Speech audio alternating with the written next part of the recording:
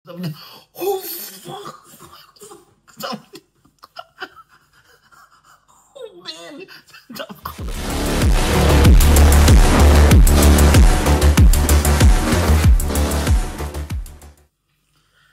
another day, another experience.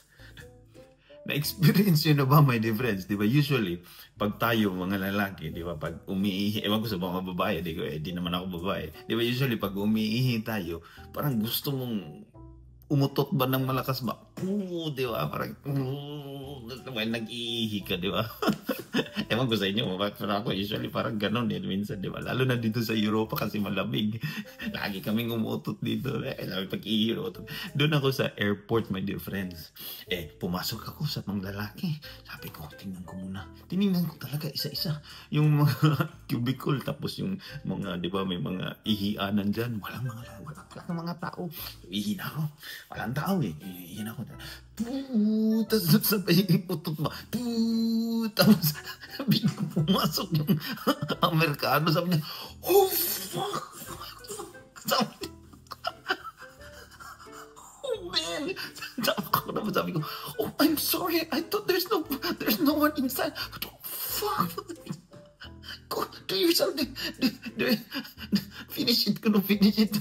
Lumabas niya. Naiya talaga ako, my difference. Talagang walang tao eh. Super buot. Utod talaga na walang. Kaya,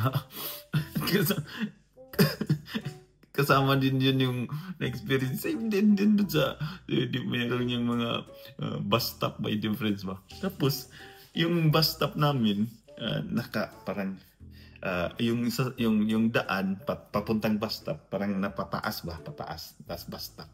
Tapos tinignan ko talaga.